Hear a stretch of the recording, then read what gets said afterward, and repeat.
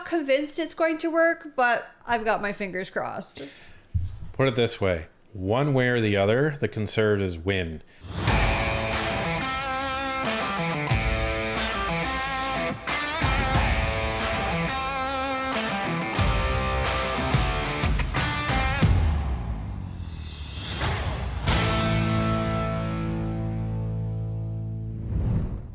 As expected, the Conservatives refused to accept unanimous consent from a Liberal motion that would have granted them the ability to present their non-confidence motion on Monday for a good reason. Greg Fergus was then forced to formally schedule the opposition days, giving the Conservatives at least most of what they wanted. Let's take a look. I am now ready to rule on the point of order raised by the member for La Prairie on November 21st, 2024, regarding the designation of the final 4 supply days for the period ending on December 10th, 2024. In his point of order, the member for La Prairie asked whether the chair would intervene to designate the remaining opposition days in the hypothetical case that the 2 questions of privilege before the House remain under consideration through the end of the current supply period.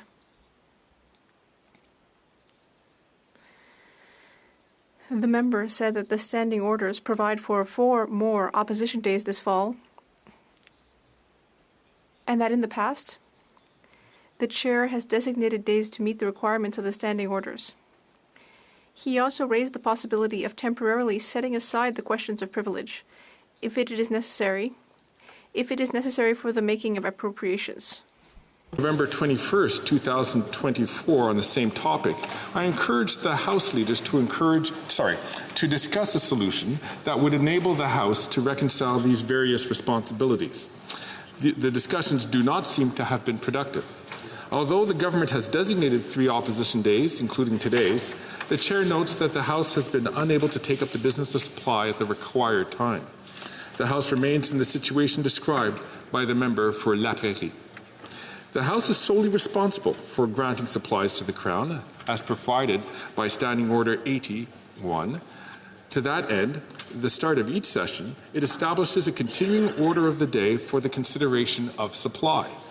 That order, as House of Commons Procedure and Practice 3rd edition explains on page 838, and I quote, remains on the agenda as an item of government orders and may be taken up at any time at the government's discretion, unquote.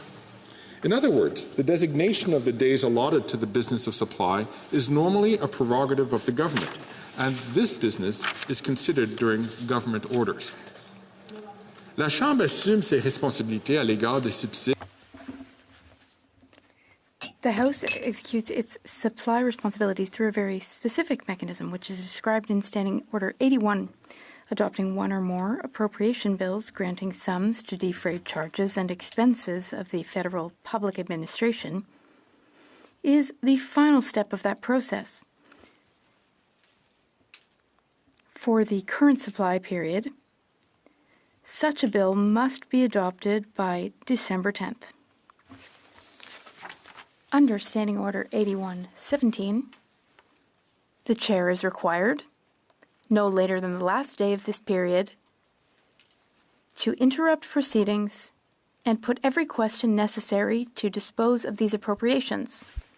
That said, one principle of our parliamentary government is that members have the right to air grievances before considering the government's financial requirements. All right, so what is this about? Well, one of the bloc members raised a point of order on, I believe it was November 21st. You know, this is probably like week 4 into this foray into the question of privilege where nothing was getting done, not even any of the supply bills that the government was putting forward. Supply meaning money. So here's the issue. Without more money, the government agencies are going to start running out of money. And if they run out of money, then programs start falling, and that's not a good thing. So, where the speaker is going with this is that he's going to have to schedule mandatory days in order to look at things like the fall economic statement and any of the other supply bills that need to be passed in order for the government to actually be able to continue to function just on a day-to-day basis. This has nothing to do with passing like legislation and government bills. It's just keeping the government functioning. This is shameful that the Speaker needs to step in and keep this government functioning because the Liberals are refusing to hand over the documents that they have been ordered to by the House. They're also refusing to relinquish power because certainly nobody has any confidence in them. Right. If they did, then this wouldn't be going on still. If they did, they wouldn't have to have the Speaker intervene by scheduling days for the government to actually discuss their supply bills. Yeah. I mean, if the Speaker doesn't do that, then everything's going to fall apart. I mean, the people who work at agencies like CBSA or the CRA, they need to be paid. And if the government doesn't implement these supply bills, they're not going to be. Right. And I mean, under normal circumstances, they would be able to implement these bills as part of their day-to-day operations of the House. But because the House is seized, because the Liberals are refusing to hand over these documents, the Speaker has to intervene.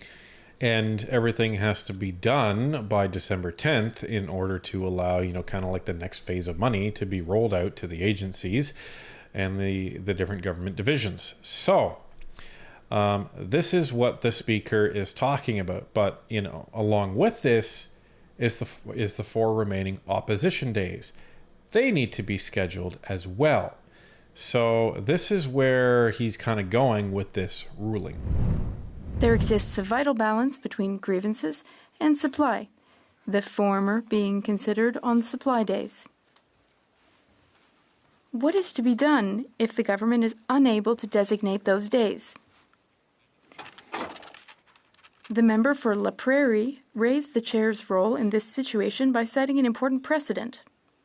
On Thursday, March 22nd, 1990, a dispute between the government and the opposition prevented the last 2 opposition days that could be allotted for the supply period ending on March 26th from being designated. Consequently, on that day, Speaker Fraser designated Friday, March 23rd and Monday, March 26, 1990 as opposition days. In a ruling rendered on March 26, 1990, on page 9759 of the debates, he explained, and I quote, "The standing orders list the number of allotted days that there will be in each supply period, and where the government has failed to designate sufficient days to meet the requirements of the standing orders, by attrition, those days left in the period must become allotted days when no other alternative is possible in order to comply with the standing orders. Hence, Friday and today had to become opposition days, whether specifically designated by this government or not." Unquote.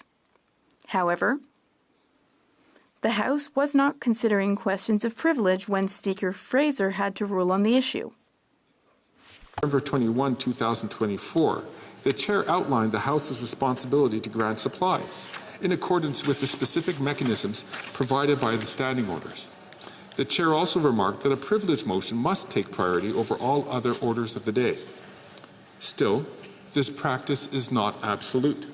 As we have seen on a few occasions this fall, the House may, through a special order or under a unique specific standing order, require a particular action to be taken at a particular time.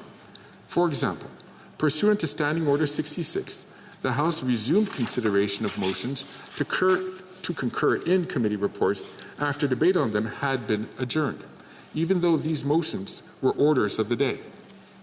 In the same vein, the continuing order of the day for supply enables, and in fact the standing orders require, the House to dispose of supply matters by December 10, 2024. Despite the questions of privilege before the House, the Chair must conclude that the provisions of the standing orders governing the consideration of supply remain in effect. The Chair further concludes that the balance between the allotted days and the adoption of appropriations must be maintained, and that, as a result, the remaining supply days must take place. Puisqu'il reste 4 jours des subsides à désigner. Since 4 supply days are yet to be designated, and 48 hours notice is required for opposition motions, unless the House decides otherwise, the Chair declares that the last 4 sitting days in the current period, namely Thursday, December 5th, Friday, December 6th,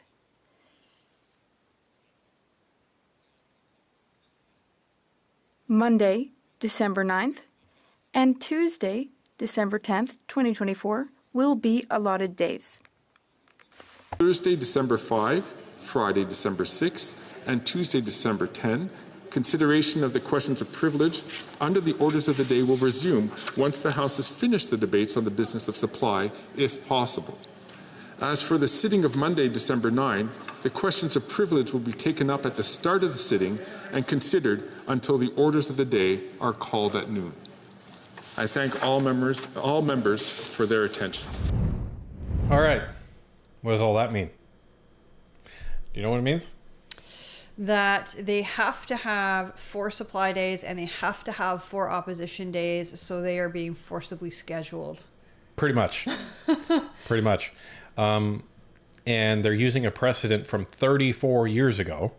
It's crazy. 1990 is 34 years ago. I know, hush.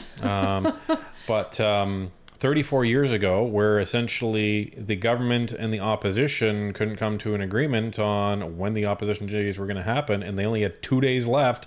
So the speaker said, well, they have to happen. So guess what? They're on these last 2 days. So that's what ended up happening. So Fergus is in a very similar position. So the opposition days sounds like they're going to be Thursday, Friday, Monday, Tuesday. Yeah, sounds like it. And then they don't really do work like this on Wednesdays because Wednesdays are caucus days.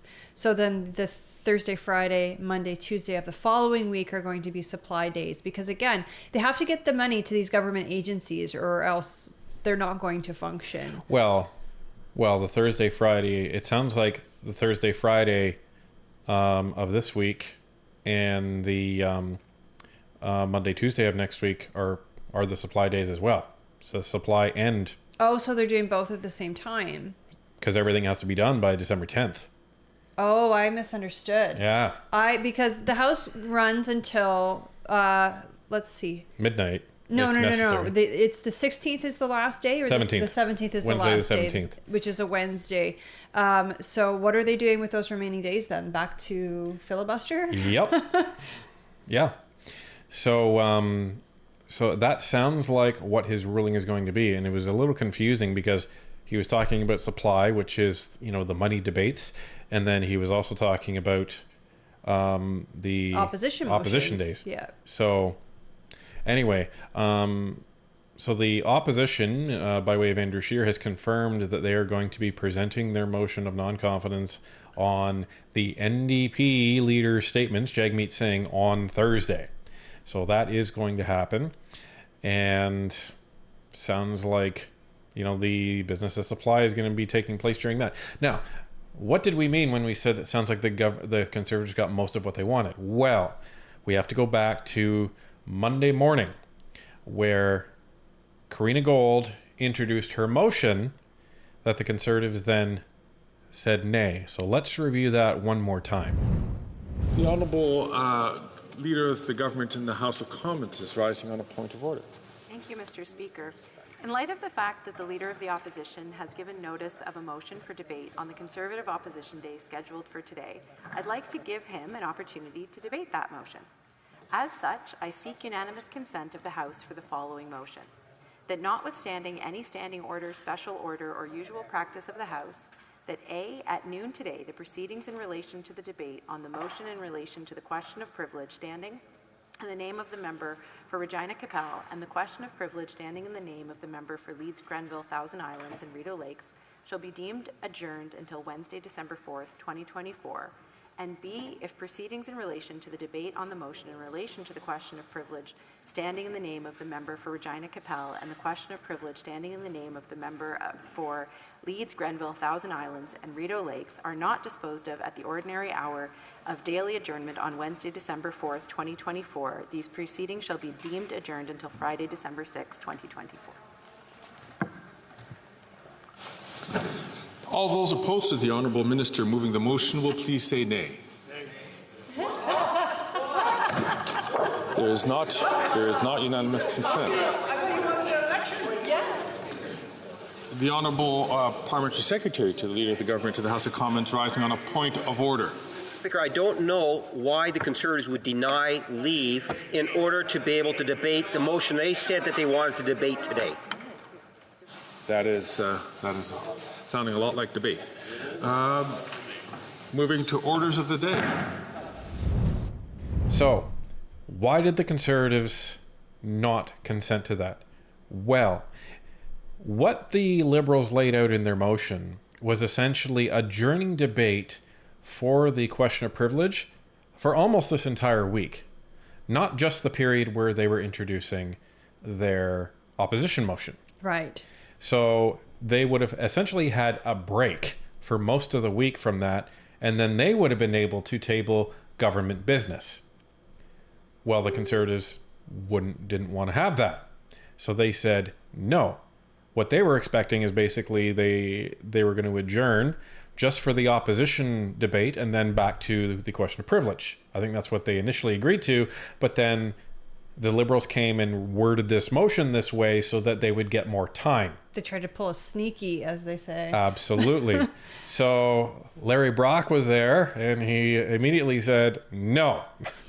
And then the Liberals lost their mind and, got really, really mad. Because they couldn't play their tricks, right? Right.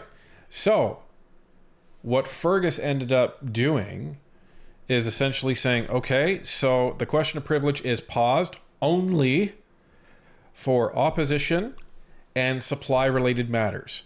Bills like C-63 don't get to be discussed. Bills like the school food program don't get to be discussed.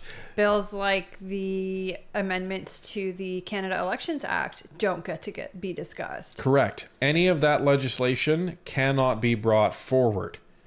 So this is where the Conservatives get most of what they want. Yeah, the government, still gets to talk about their supply-related bills, but this is where, all this pressure gets put on the capital gains tax again. So this is kind of, what's been going on here. And this was also posted in by the Canadian Press and the Globe and Mail. So here's a snippet of that article. Speaker schedules opposition motions after Tories opt against own non-confidence vote. Funny how they frame that. Yeah, funny how they forget to tell you the part about how the Liberals trying to pull the wool over the Conservatives' eyes, but I think this one that they're putting forward, using Jagmeet's own words against him, is incredibly clever. And, I'm not convinced it's going to work, but I've got my fingers crossed. Put it this way. One way or the other, the Conservatives win.